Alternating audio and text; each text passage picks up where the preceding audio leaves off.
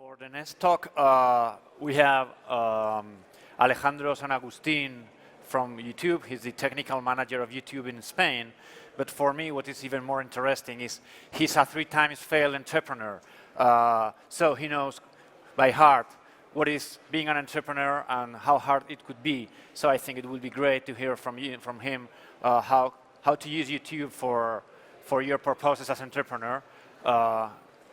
Just a sec, because there's people going in and out. But the floor is yours, Alejandro. Thank you very much. Gracias. So, hello everybody. Just wait a little until everybody is replacing. How are you guys? So everybody speaks English, I guess so. Do you prefer it in Spanish or English? English, I guess. Perfect. Okay, so we wanted to mix both things that are very related, YouTube and startups. You know that YouTube is kind of a startup inside Google, but the size of it, I mean, it's very big at the moment. And we were discussing about a possible title, how we wanted to focus this presentation. And I think that's a quite inspiring one, which is we know that YouTube is very successful, and how we can take advantage of YouTube, of the power of YouTube for your startup, right? And there are different things that we can do, and this is basically what we want to cover today. So how many of you do have a YouTube channel? Please raise your hands. Only 3? Is that real? 4, 5, 6? Okay, many of you. Okay, I think this is very important. How you want to communicate your brand, how you want to find your users, how you want to connect your product to the future customers. I mean, the question is that how many of your potential customers are in YouTube? Raise your hands if you think that they are there, almost all of them. I think all of them are there, probably. If you have a startup that is trying to sell things to people older than 60 years old, probably there is not your target audience. But for almost all of you, you have your customers there. Okay, so this is the first idea, is that almost all of the people is watching YouTube. So how can we connect these people with YouTube? And trying to highlight this, basically these are the actual YouTube numbers, are pretty big. You know that we have 1 billion people connecting on a monthly basis to YouTube, which is basically 1/3 of the total population connected to internet. Also, it's pretty impressive how YouTube is growing. This year it grows 60% year-on-year rate, which means that at this scale, obtaining these growth rates is pretty impressive. And there is a lot of people creating and uploading videos to YouTube all the time. So that's why it's getting bigger and bigger. More content, more users, emerging markets, etc. So there are different lines that makes YouTube growing more and more. And even it's accelerating. So this is pretty interesting phenomenon. Also, how people are consuming. So 50% of the consumption is coming from mobile devices. 2 years ago, we were talking about desktop being like the predominant source of traffic, and at the moment it's mobile. So what you can see is that the shift to mobile is happening in an unusual, a very fast way, right? And then, of course, is international. We have YouTube everywhere, localized in 75 countries, and then 60% of the creators' views are coming from other countries. So if you want to go international, this is the kind of platforms that you should use. No matter if your customer is in India or is in Bangladesh or is in, I don't know, in the US, probably they are going to watch YouTube the same way they are watching in Spain. And that's very important if you want to go to other markets, right? Also, things that you should take into account is that we have seen that the people were asking for different ways of consuming content in YouTube. depending on the type of content. So how many of you are using YouTube with your kids and watching kids' content in the platform? Raise your hands. One. Not very participative. Guys, I need you to answer. So probably, as you will know, if you let your kid deal with YouTube, there are a lot of things that are not working so well. It's like commenting what a 3-year-old kid is going to say to a video. It's probably nothing, like random letters, and we see a lot of this. If you go to a Pocoyo video, for example, what you see in the commenting section is like la la la f f k k s s. So it, like the kids just pressing buttons randomly. So that's why we needed a very, very special experience for these kind of users. And the same thing with gaming, right? So if you're addressing people from 12 to 25 years old, these are the people that you're searching for. The people that are interested in gaming, for example, like crazy. This is bigger than actual sports at the moment for these kind of people. Okay, so I mean, I'm not saying nothing new. YouTube is big, and how we as a startup, we can take advantage of this. We have seen different ways of using YouTube, but I think basically you have 3 main areas, 3 main group tasks that you can do in YouTube. And at the end, finding the right balance between them is the right solution for you. It's not taking, I want to do one, I want to advertise, and I want to pay a lot of Google salary inside, including myself. So probably this is not the only solution. Probably it's a good strategy combined with a content strategy, for example. But these are like the 3 different aspects that you need to combine yourself to find your way. So advertise on YouTube. Advertise on YouTube for sure is like the most traditional. Is I want to spend some money and I want to reach the potential customers, potential users that I'm searching for. And try to understand how the platform works. Try to understand why it's good to make a pre-roll on YouTube in this type of content, etc. So that's why advertising is good. But you can search also for Facebook. You can go to other platforms, etc. I mean, if you're searching for specific targets, then you should understand all of these different inventory repositories, right? So it's good to reach your customers. It's good to reach your potential users, but also it's a good strategy to boost your content strategy, which is what I think YouTube makes really, really unique experience for users. Is having a content strategy is something completely, radically different than having an advertising-focused experience, and that's why you need to really, really understand what this means. Ad format types, I mean, you have in-stream, you have display.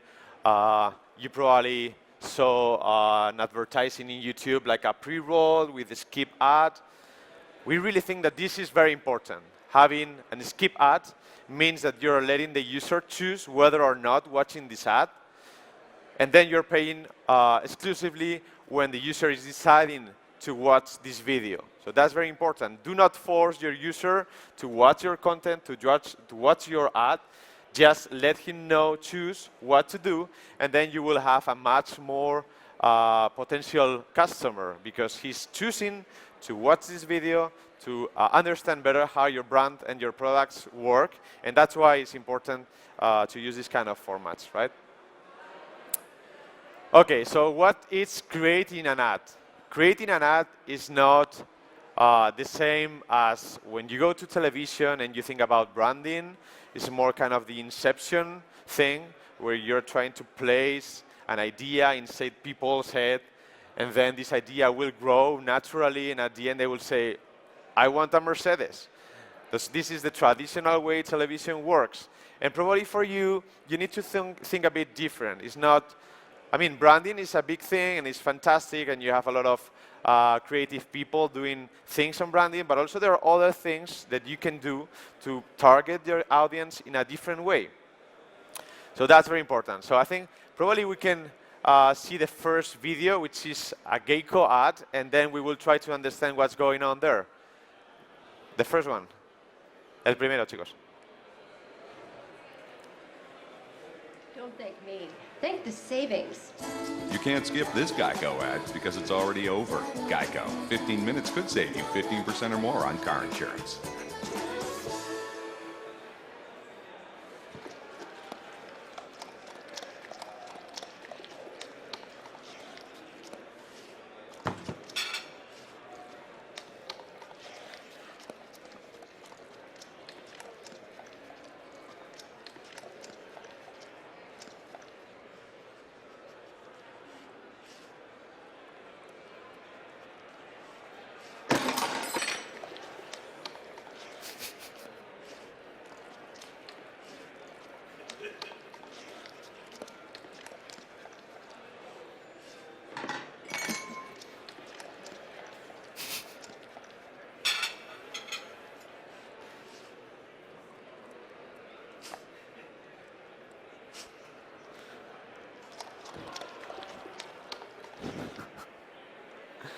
Okay, so it's kind of a very different experience. So do you know what's going on here? Why they have created this video? Do you have an idea?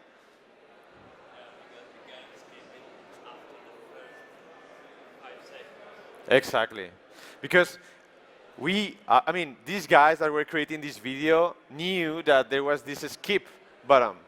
So you need to create something very different to engage the user and to keep continuing watching and guessing what's going to happen. So that's why the 5 seconds is the actual ad, like this is Geico and it's fantastic and blah, blah, blah. And then the rest of it, you're just watching what's going on with this crazy dog.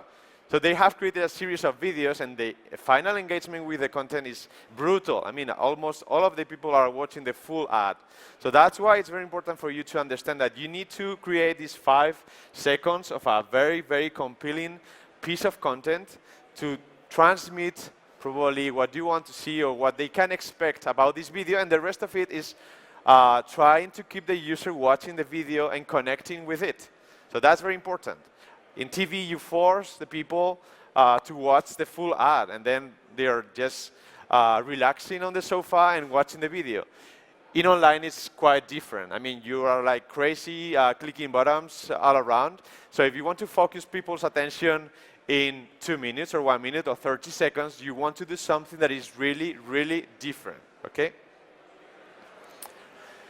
Okay, and this is what is really unique to YouTube, is how we can develop a content strategy. And develop a content strategy is something completely different to doing traditional advertising. It's trying to connect with your potential customers, with your audience, adding value to them with the content, okay? So it's basically, you know that all of these people that you want to reach are in the platform, and then it's how I can find them and how I can feed them with content that is interesting to them. And what we have seen, it is very, very interesting for building your brand and building your product awareness. But at some point, you need to convert this into potential customers, into potential users of your platform. So it's very important also to keep this in mind. These are not two separated processes. It's like if you're a GoPro guys, what you want to do basically is to sell video cameras. This is your final goal. So your content strategy should be totally aligned with your sales strategy. Cool. So I recommend you this link. You can search for it in YouTube if you want to build a content strategy in YouTube. There is a lot of information. You have many videos and many examples, and it's super useful. It's called YouTube Creator Playbook for Brands. I'm going to skip this. So what type of content do you think is interesting when you're thinking about building a content strategy in the platform? So these are like different elements that you need always to take into account in your brain when you're in this creative process is what my videos should have in order to be successful. So these are the elements that we think are interesting. You do not need to take all into account into one video, but at the end, you need to understand what these things mean. For example, shareable. This is something, of course, that is natural to online, that is natural to digital.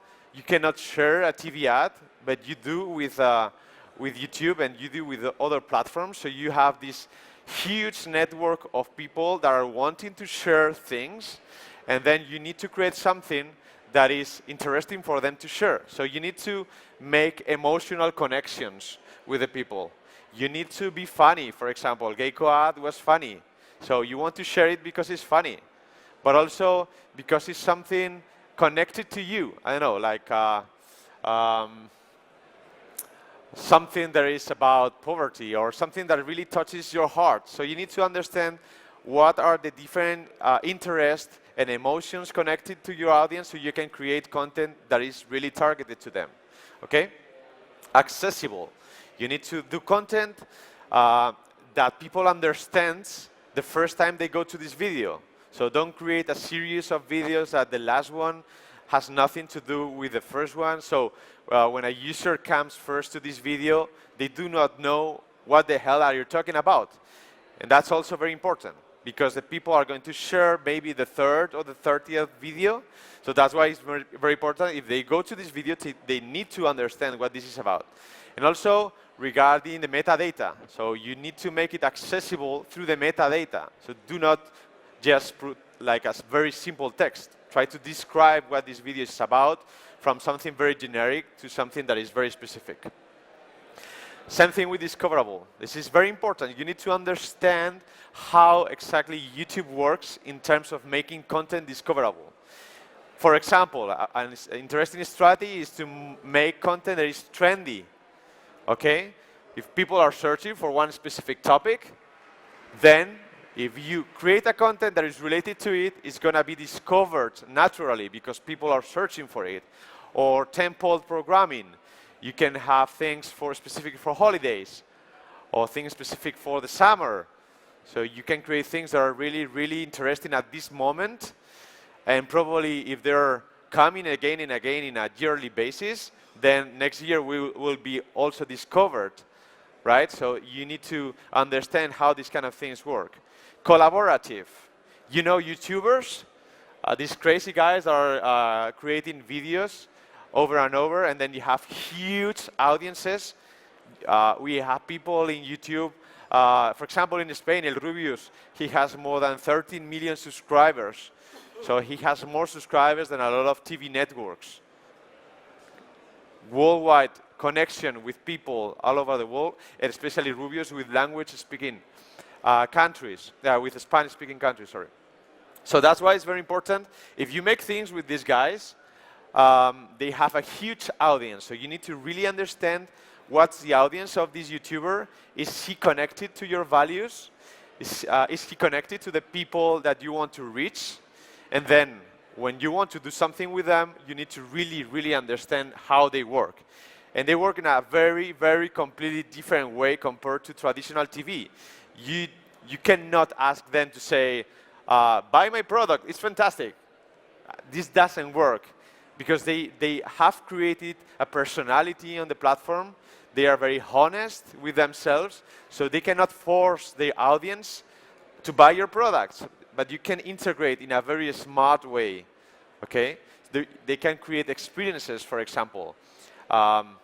So there are many YouTubers like doing things like going surfing, for example, in a trip to California, and then you have people that can deliver to them things like a car, for example. So all of the trip is using this car. There is no need to say this is the new car, the new model, which is fantastic. They are just using it, and you see it over and over in the video, for example. So this is a thing that you can do. Or, for example, if you have a dating app, maybe you can ask a few YouTubers to use it and see how it goes, and see if they find something interesting in the application. So think about how the YouTubers can use it because they have a huge audience, which is unbelievable. Have YouTubers with more than 20, 30 million subscribers. So, I mean, this is crazy. So if you take it, you can take advantage of it. You can really, really make things happen faster with your content strategy. Okay? Be consistent with a message. Do not say different things. Also have a regularly programming strategy. So you can upload on a weekly basis, on a monthly basis is not enough. You need to do things more often. Target your audience. Try to understand what's the audience you're looking for, and then target content that is interesting for them. So we were saying that you need to make emotional connections. So this is all about understanding who are you trying to target. Conversational, of course, this is something unique to digital and unique to YouTube.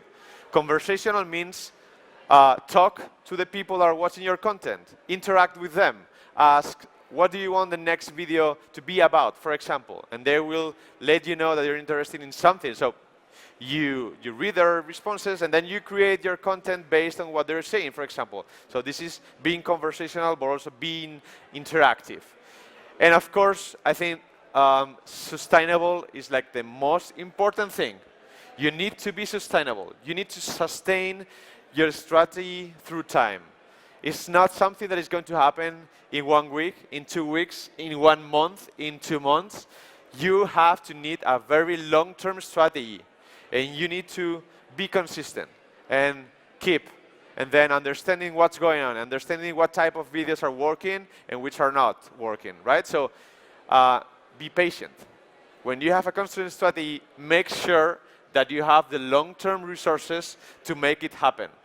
And convince yourself, convince the people in your startup that you need to create a very long-term strategy to be successful. Because most people are expecting, like, I'm uploading videos, nothing is happening, there is nobody watching my videos, and you have been trying this for 1 month. This is not enough. It's very, very, very, I mean, you need to sustain through time. And then you have things to accelerate this happen. Like, for example, we talk about advertising. So with advertising, we can make things happen faster. Or we talk about using existing YouTubers, okay? You have seen many of these examples. The epic split, I love it. It's fantastic. YouTube's Van Damme, Jean-Claude Van Damme doing a very crazy thing with these 2 tracks from Volvo. And there are other examples. You can see these examples later and search for them. Do you know this guy?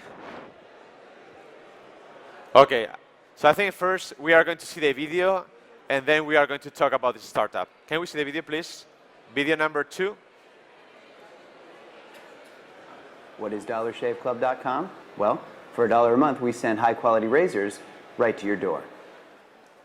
Yeah, $1. Are the blades any good? No.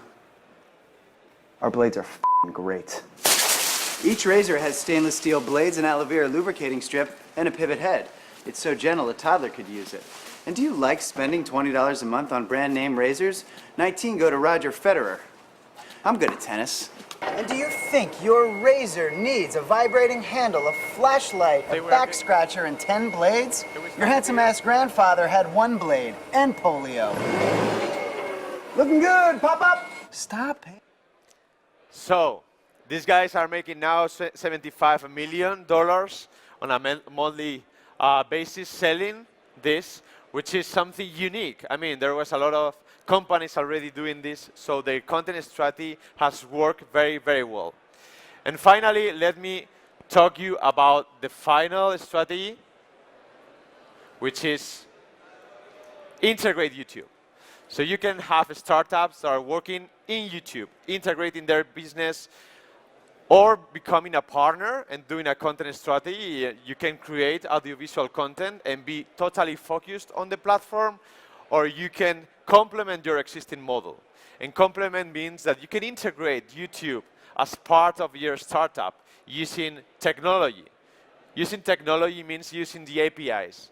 And why I'm telling you this, because a lot of people are shifting to digital. There is a lot of ad dollars coming to the digital world, so there is a lot of money. So if you take advantage of this money by integrating these kind of solutions, then it's going to be very good for you. So these are the YouTube APIs. You can integrate YouTube in your model. There are a lot of companies doing these kind of things, like using the APIs to extract analytics and then deliver this data to their customers, for example. There is people like Grand Theft Auto creating an editor that you can edit the videos of your gameplays and then upload to YouTube. So a lot of people are watching your videos like movies. And we have very smart guys that have created things like Talking Tom, which started like a very simple application and is now an empire. They are doing series for kids. They are doing a lot of applications. And all it started with this crazy cat saying your words, and then you were able to upload this video to YouTube. And same thing with Pocoyo. So Pocoyo, they are taking advantage of YouTube. And in this case, it's basically an app that lets you, using different types of videos, and then you upload your own music, you create your video clip of whatever you want. So there is hundreds of people doing these videos that are then automatically uploaded to YouTube, and then Pocoyo is claiming them, and is putting advertising on it, and is making a lot of money using it. So it's like using the users of your applications, taking advantage of them, and if their passion to really monetize this content, okay? So I hope it was interesting. And I know, do we have time for questions? Yep. We have time for 1 or 2 fast questions. So first come, first serve. Any question? Come on, guys. ¿En español? ¿Alguna pregunta? ¿En castellano? ¿En inglés? Venga, hombre. ¿En francés? ¿Cuántos idiomas hablas? Francés también. No questions? Sure? No? Okay, then just a big clap for Alejandro, please. Thank you very much. And thank you very much, guys.